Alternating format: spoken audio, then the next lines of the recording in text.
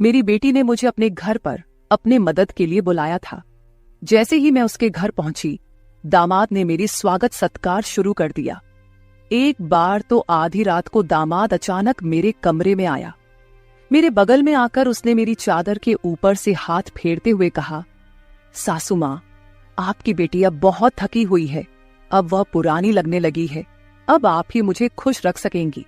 दामाद ने मुझे सांस लेने का भी समय नहीं दिया। वह रात से लेकर सुबह के 3 बजे तक लगातार।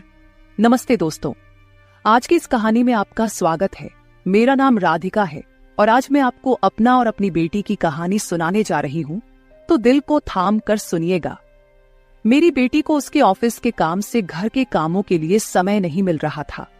एक दिन उसका मुझे फोन आया और उसने कहा, माँ, मुझे घर के कामों में आपकी बहुत जरूरत है, कुछ दिन मेरे पास आओगी क्या? बेटी की चिंता में मैं तुरंत उसके घर चली गई। मुझे देखते ही बेटी से ज्यादा दामाद खुश हो गए। वे मेरी इतनी सेवा सत्कार क्यों कर रहे थे, ये मुझे समझ नहीं आ रहा था। लेकिन दामाद अचानक से बदल गए थे। मुझे देखते ही मेरी बेटी ने मुझे गले लगाया। उसके पीछे दामाद ने भी मुझे गले लगाया। इससे पहले उन्होंने कभी मुझे इस तरह से गले नहीं लगाया था। अचानक उनमें इतना बदलाव कैसे आ गया, ये मेरी समझ में नहीं आया। जब दामाद ने मुझे गले लगाया तो मुझे बहुत शर्म महसूस हुई।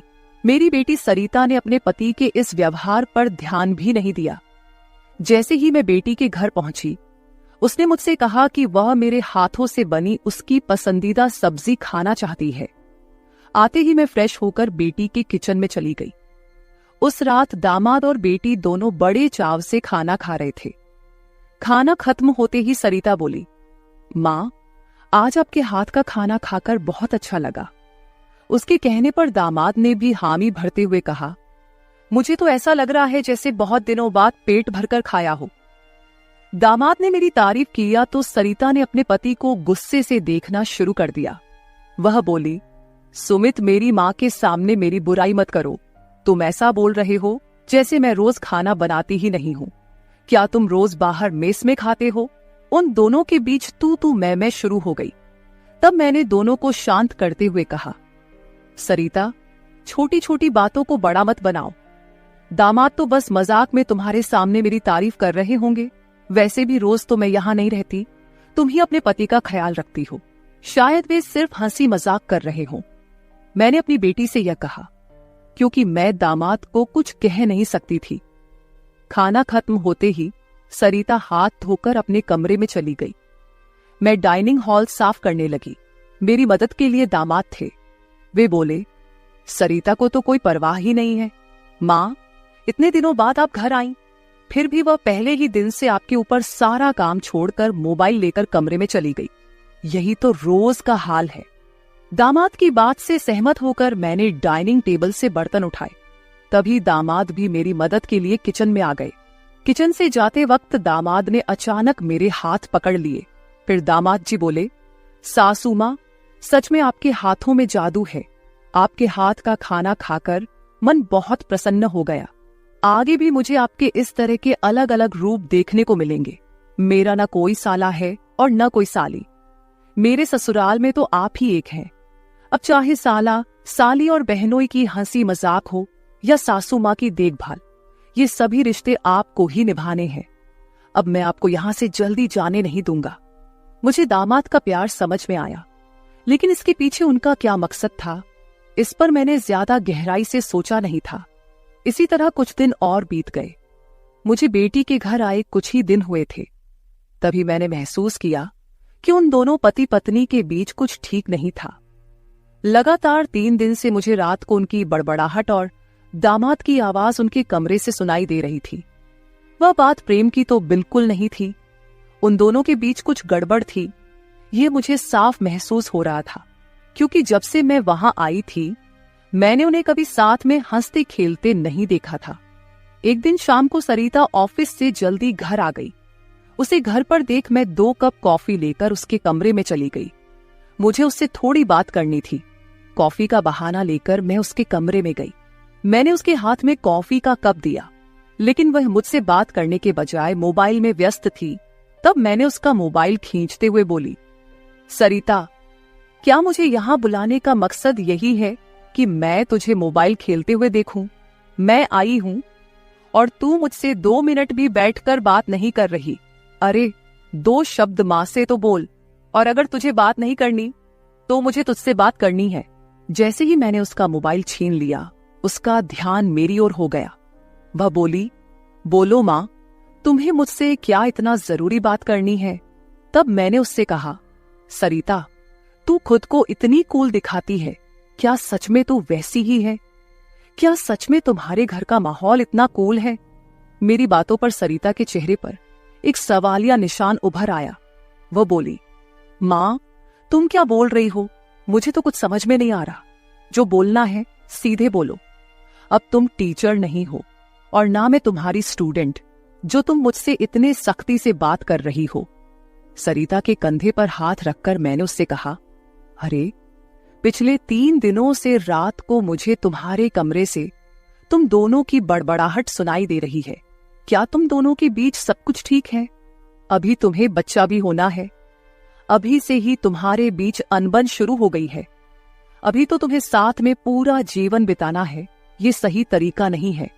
मेरी बातों का जवाब देते हुए सरिता बोली, मां, मुझसे कहने के बजाय समीर से कहो, क्योंकि हमेशा वही झगड़ा शुरू करता है। उस दिन भी देखा ना, कैसे वह खाने की टेबल पर मुझे कुछ भी बोल रहा था।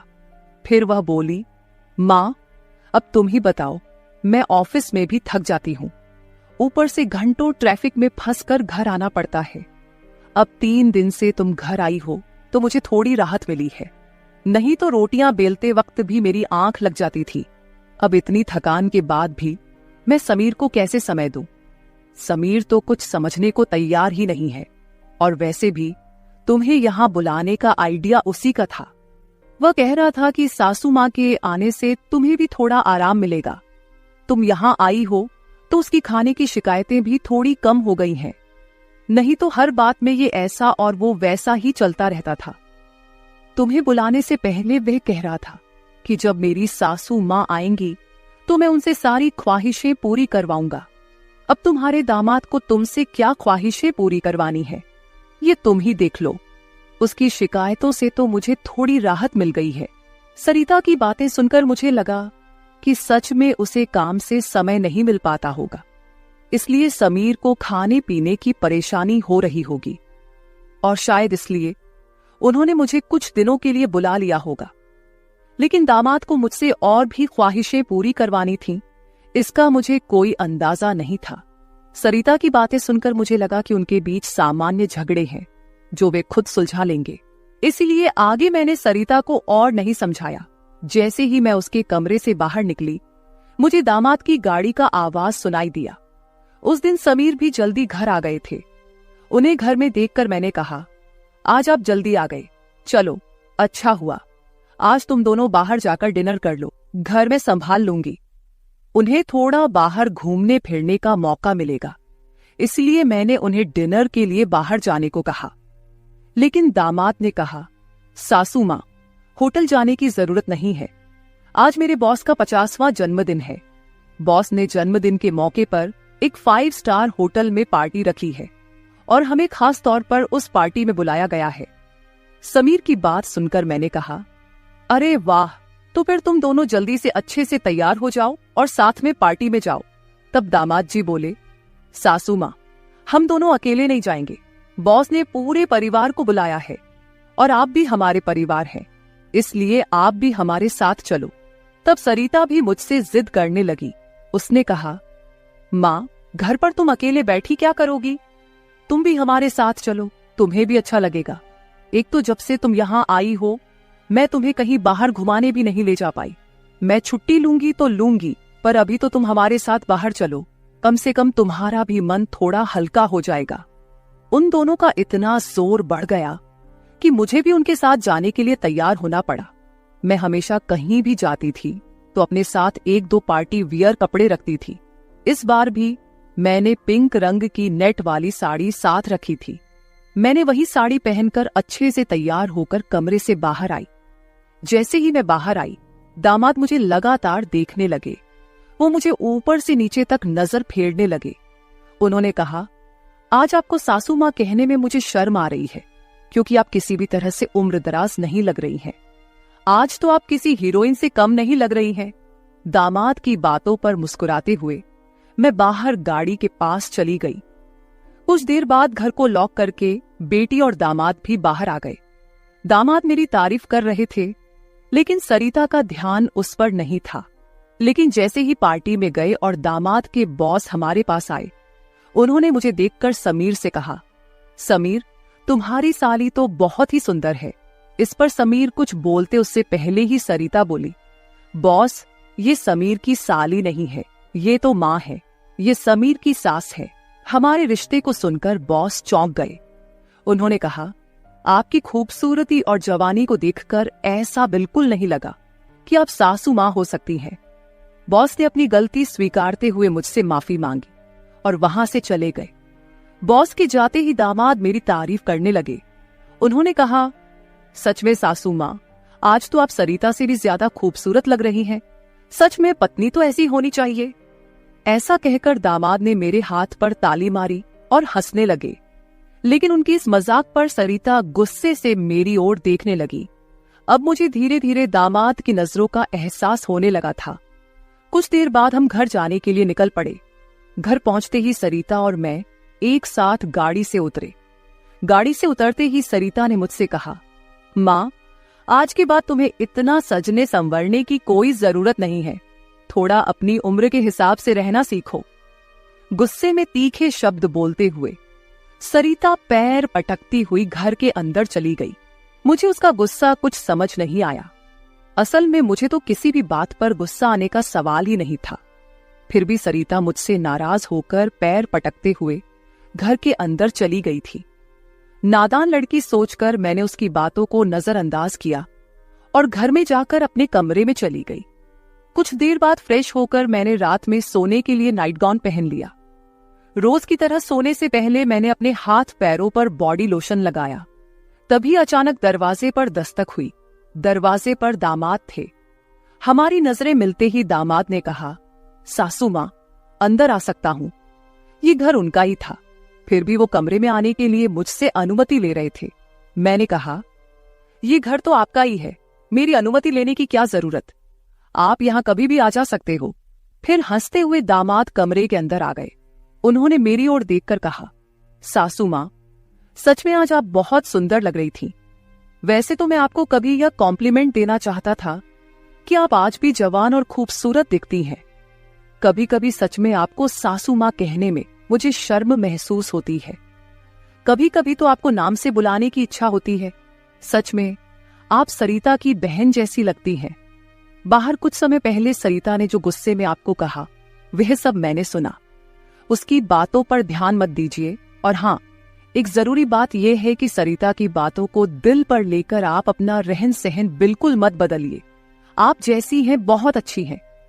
दामाद के मुंह से अपनी तारीफ सुनकर मेरे मन में लड्डू फूटने लगे। अगर 45 साल की किसी महिला की तुलना 21 साल की जवान लड़की से की जा रही हो, तो जाहिर है वह महिला खुश होगी ही। उस समय मेरे साथ भी वैसा ही हुआ था। दामाद की प्रशंसा पर मैं शर्मा गई थी। उस दिन के बाद दामाद की हदें बढ़ने लगी। 4 दिन बाद मुझे अपनी बेटी के कमरे से उनकी बहस की आवाजें सुनाई दी। मैं अपने कमरे से बाहर झांकते हुए वह सब सुन रही थी। तभी दामाद कमरे से बाहर आते दिखे। दामाद को बाहर आते देख मैं जल्दी से अपने कमरे में चली गई। मैं कमरे की लाइट बंद करने ही वाली थी कि समीर मेरे कमरे में आ गया। वो काफी गुस्से में लग रहा था। मैंने उसे एक गिलास पानी दिया और पूछा, सब ठीक तो है ना? इस पर दामाद बोले, सासू माँ, आपकी बेटी और आप में कितना फर्क है। शादी के बाद पति से कैसा व्यवहार करना चाहिए, उसे कैसे खुश रखना चाहिए, आपने सरिता को कुछ भी नहीं सिखाया। जब भी मैं उसके पास जाता हूं, वह मुझसे एक ही बात कहती है कि मैं बहुत थक गई हूं। आपकी बेटी अब पूरी तरह बूढ़ी दिखने लगी है। उसके सामने आप जवान लगती हैं। कहां आपकी जवानी और कहां सरिता की समय से पहले आई बुढ़ापा। मैंने शांत रहकर समीर की सारी बातें चुपचाप सुनी। उनकी बातें खत्म होते ही मैंने उसे समझाते कहा, दामाद जी, आप गुस्सा मत कीजिए। सरिता अपने ऑफिस के काम में पूरी तरह थक जाती है, इसलिए वह थोड़ी परेशान हो गई है। कुछ दिन आप दोनों बाहर घूमने चले जाइए, सब कुछ ठीक हो जाएगा। काम की भाग दौड़ में खुद के लिए भी समय निकालना जरूरी है। इस पर दामाद बोले, मैं तो सब कुछ करने के लिए तैयार हूँ, लेकिन आपकी बेटी को ऑफिस से छुट्टी लेने की इच्छा होगी, तभी मैं भी उसके साथ कहीं जा सकूंगा।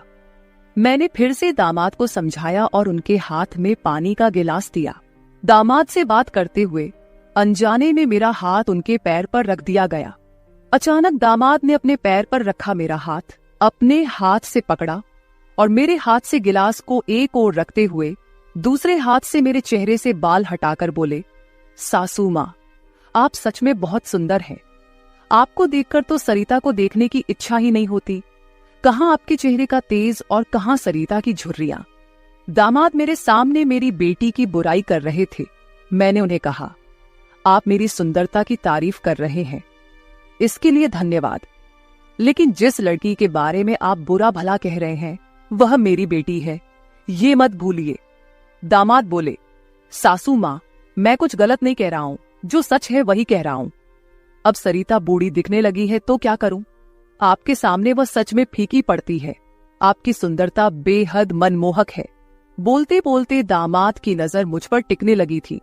तब मैंने उनसे कहा, अब काफी रात हो गई है, आपको जाकर सो जाना चाहिए, नहीं तो सरिता यहाँ आ गई तो वह और नाराज हो जाएगी। मैंने दामाद को जैसे तैसे अपने कमरे से बाहर किया, नहीं तो वह रात भर मेरे कमरे में ही बैठे रहते। खैर, जो भी हो, लेकिन समीर ने मेरी जो प्रशंसा की वह मुझे बहुत पसंद आई। अगले दिन शाम को जब दामाद ऑफिस से घर आए तो उन्होंने कहा, सासू माँ, कल मुझे 2 टिफिन पैक कर दीजिए, और वो भी भरकर। जब से आप मेरा टिफिन बना रही हैं, ऑफिस में मेरी क्रेडिट कुछ ज्यादा ही बढ़ गई है। मेरे दोस्त रोज मेरे टिफिन की तारीफ करते रहते हैं, और आज तो मेरे बॉस ने भी मेरी तारीफ की। सबको लगा कि मेरी पत्नी ने इतना अच्छा खाना बनाया है, लेकिन मैंने सबका भ्रम दूर कर दिया और उन्हें बताया कि यह जादू मेरी पत्नी के हाथों में नहीं, बल्कि मेरी सासू माँ के हाथों में है।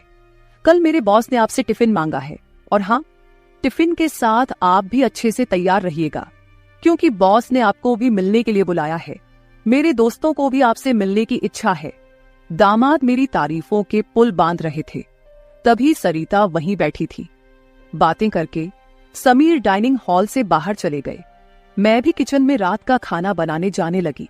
तभी सरिता ने कहा, माँ, तुम्हें अपने दामाद के सामने ज्यादा कूल बनने की कोशिश नहीं करनी चाहिए। मैंने तुम्हें उसी दिन समझाया था कि तुम्हें अपनी उम्र के हिसाब से रहना चाहिए।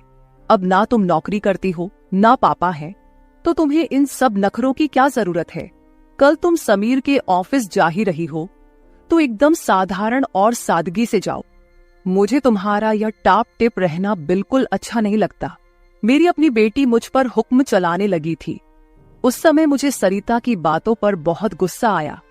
मैंने उससे कहा, सरिता, उस दिन मैंने तुम्हें बच्चा समझकर कोई जवाब नहीं दिया, लेकिन अब तुम्हारी हिम्मत बढ़ती जा रही है। याद रखना, मैं तुम्हारी माँ हूं, ये मत भूलना। मुझसे बात करते समय अपनी जुबान का ख्याल रखो।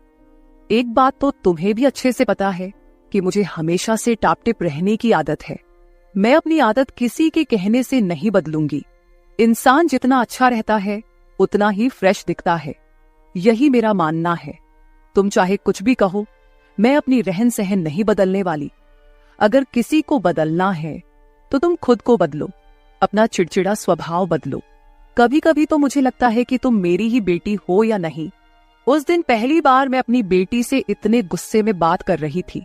इससे पहले सरिता ने भी कभी मुझसे इतने कटु शब्दों में बात नहीं की थी। इसलिए उससे गुस्सा होकर मैं किचन में चली गई। उस रात खाना खाते समय भी मैंने किसी से बात नहीं की। अगले दिन दोपहर के 1 बजे के बाद मुझे मेरे दामाद का फोन आया, तो मैं तैयार होकर उनके ऑफिस जाने के लिए निकली। शाम को मैं और समीर साथ ही घर लौटे। मुझे और समीर को साथ देखकर सरिता और भी ज्यादा नाराज हो रही थी। अब मुझे उसकी नाराजगी से कोई फर्क नहीं पड़ता था। वो तो अपने पति को भी खुश नहीं रख पाई थी। मैंने भी अब उससे किसी तरह की कोई उम्मीद नहीं रखी थी। लेकिन इधर मेरे दामाद अब मुझसे बहुत अच्छे से पेश आने लगे थे। हर 2-3 दिन में वो मुझसे कहते कि उनके ऑफिस में उनके दोस्तों ने या कभी उनके बॉस ने मुझसे मिलने के लिए बुलाया है। उस दिन भी सुबह नाश्ता करते समय दामाद ने मुझसे कहा, सासू माँ, घर के सारे काम जल्दी निपटा लीजिए क्योंकि आज भी आपको ऑफिस जाना है। मैंने उनकी बात पर सहमति जताई। जैसे ही समीर ऑफिस के लिए निकले, सरिता ने मुझे घेर लिया। उसने कहा, माँ, मैं कुछ दिनों से देख रही हूँ, रोज तुम अपने दामाद के ऑफिस जा रही हो, शाम को उनके साथ हंसती खेलती घर लौटती हो। अब भी तुम दोनों में सास दामाद का रिश्ता बरकरार है या फिर सीमाएं पार हो गई हैं? उस समय सरिता कुछ ज्यादा ही बोल गई थी। मैंने उस पर जोर से चिल्लाई, फिर भी उसे कोई फर्क नहीं पड़ा। उसने कहा, मुझ पर चिल्लाने की बजाय एक बार यह सोचो कि तुम्हारा और तुम्हारे दामाद का रिश्ता किस मोड़ पर जा रहा है। अगर मेरी बात समझ में नहीं आई तो तुम यहां से जा सकती हो। उसकी बातें सुनकर मेरी आंखों से आंसू बहने लगे। मेरे आंसुओं की परवाह किए बिना सरिता ऑफिस चली गई। उसके बाद 5 घंटे बीत गए, लेकिन मैं अपने कमरे में बैठी आंसू बहाती रही। समीर के लगातार फोन आ रहे थे, लेकिन मैंने फोन उठाने से इनकार कर दिया। 5 घंटे बाद मैंने खुद को संभाला और अपना बैग पैक करने लगी। जैसे ही मैं सरिता के घर से निकलने लगी, दरवाजा खोलते ही मैंने देखा कि बाहर मेरा दामाद गाड़ी पार्क कर रहा था। मुझे अचानक जाता देख उन्होंने मेरा हाथ पकड़ा और सीधे घर के अंदर ले आए। कमरे में पहुंचते ही समीर ने मेरा बैग खाली कर दिया। वह बोले, सासू मां, ये क्या हो रहा है? आप बिना कुछ कहे यहां से क्यों जा रही हैं? मैंने उन्हें सरिता की बात कुछ नहीं बताई। मैंने कहा, मेरे कारण शायद आपके रिश्ते में दूरियां आ रही हैं। अब मुझे भी यहां आए काफी दिन हो गए हैं। मैं अपनी बेटी का घर नहीं तोड़ना चाहती। आप अपने जीवन में खुश रहिए, अब मुझे यहां से जाना चाहिए। मैं फिर से अपना बैग पैक करने लगी। तभी दामाद ने मुझे अपनी ओर घुमाए।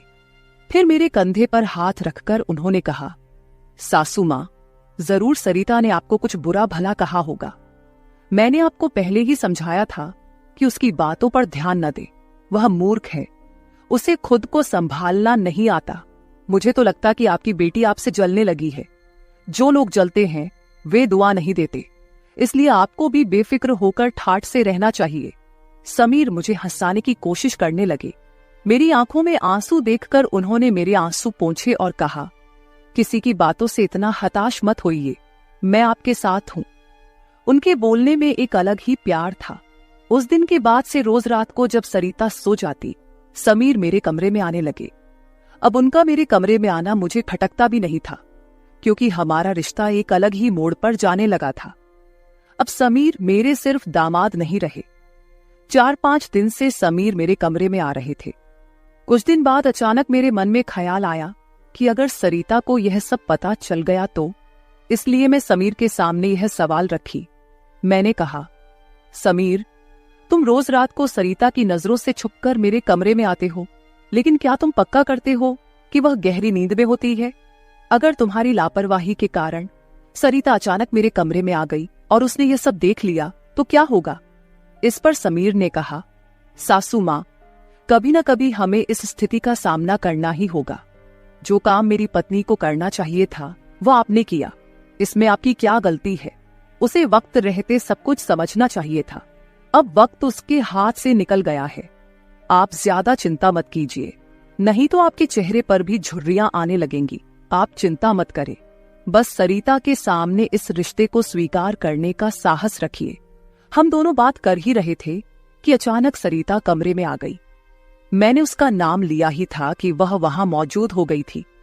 हम दोनों सास और दामाद एक दूसरे को देखने लगे। सरिता तो हमें साथ देखकर हमारी ओर बस देखती ही रह गई थी। उसने कहा, मुझे तुम दोनों पर पहले ही शक हो गया था। समीर, तुम्हें क्या लगा कि तुम रोज रात को मुझे चकमा देकर जाते हो और मुझे इसका बिल्कुल पता नहीं चलता?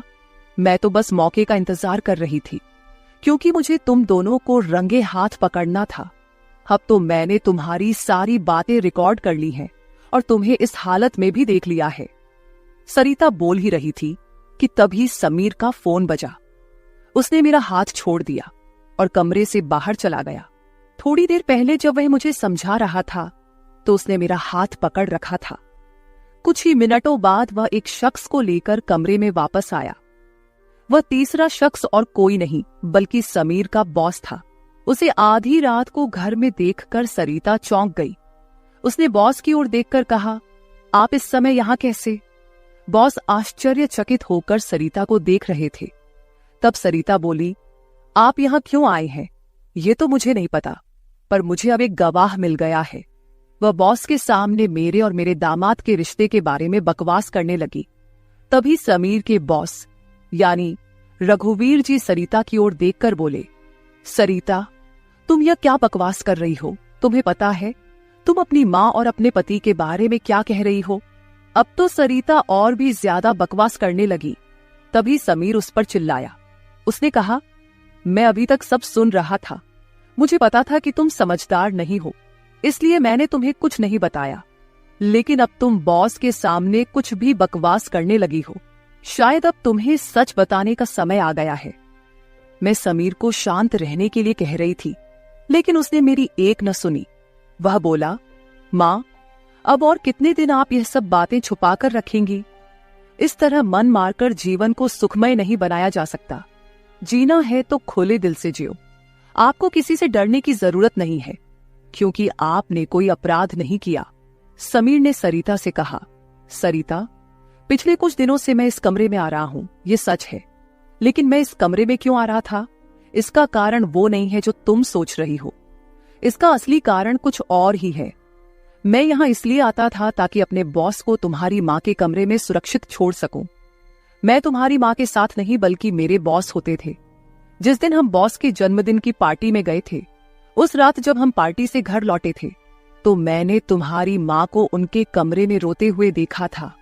उसी रात बॉस ने मुझसे तुम्हारी माँ का फोन नंबर भी लिया था। उस रात बॉस बार बार तुम्हारी माँ को फोन कर रहे थे। उस रात जब मैं अचानक तुम्हारी माँ के कमरे में गया, तो मैंने उनके फोन में बॉस के कई मिस्ड कॉल देखे। अगले दिन मैंने बॉस से इस बारे में पूछा, तभी मुझे सच्चाई पता चली। एक समय था जब तुम्हारी माँ और बॉस एक ही कॉलेज में पढ़ते थे। इतना ही नहीं, उन दोनों के बीच प्यार भी था, लेकिन घर वालों के दबाव के कारण वे अपना जीवन एक साथ नहीं बिता सके। पर किस्मत ने 30 साल बाद उन्हें एक बार फिर से आमने सामने खड़ा कर दिया। तुम्हारी माँ कुछ बोलने के लिए तैयार नहीं थी, लेकिन बॉस की वजह से मुझे उन दोनों के रिश्ते के बारे में पता चला।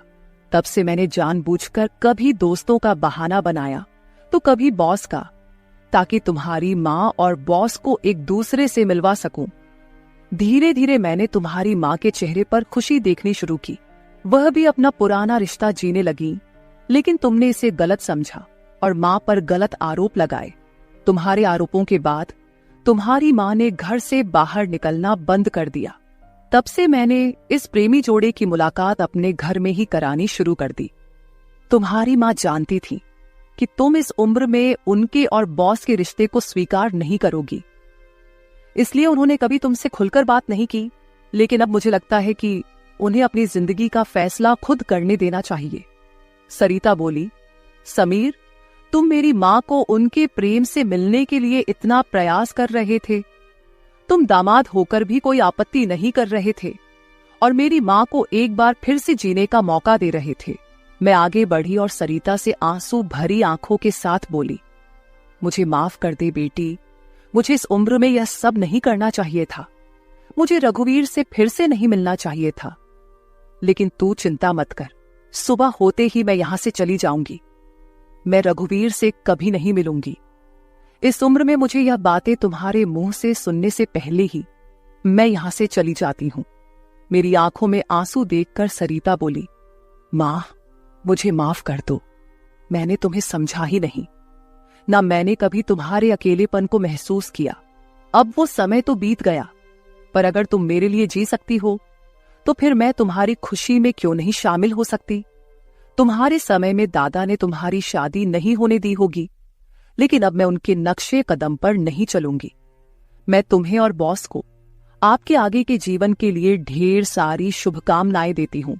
बॉस मुझे मेरे पिता के रूप में स्वीकार है। बेटी की सहमति सुनकर मेरी आंखों में आंसू भर आए। रघुवीर भी मेरी तरह ही अपने जीवन में अकेले थे। अगले 3 दिनों के भीतर मेरी और रघुवीर की रजिस्टर्ड मैरिज मेरी बेटी और दामाद की मौजूदगी में हो गई। शायद ये पहली बार हुआ होगा कि एक बेटी ने अपनी मां की विदाई की थी। मेरी विदाई के समय मैंने सरिता को एक सीख दी। मैंने उससे कहा, सरिता, पैसा सब कुछ नहीं होता, इसीलिए हमेशा पैसे के पीछे भागना छोड़कर कभी अपने परिवार पर भी ध्यान देना चाहिए। कर्तव्यों से भागकर ना तो जीवन पूरा होता है, ना ही खुशियां मिलती हैं। अब समय आ गया है कि तुम अपनी जिम्मेदारियों पर ध्यान दो। सरिता ने मुझसे वादा किया कि आगे से वो अपने घर की जिम्मेदारियों को निभाने में पीछे नहीं हटेगी। मेरी विदाई होते ही सरिता ने पूरे 20 दिनों की छुट्टी ली। शादी के 2 साल बाद मेरी बेटी और दामाद एक बार फिर हनीमून पर गए। तो दोस्तों, शादी और प्यार की कोई उम्र नहीं होती। जहां दिल मिलते हैं वहीं रिश्ते भी अपने आप बन जाते हैं। बस जरूरत होती है एक दूसरे को समझने की। तो मेरे प्यारे दोस्तों, यह थी हमारी आज की छोटी सी कहानी। आपको ये कहानी कैसी लगी कमेंट करके जरूर बताएं। अगर आप ऐसी ही और भी इंटरेस्टिंग और रोमांटिक कहानियां सुनना चाहते हो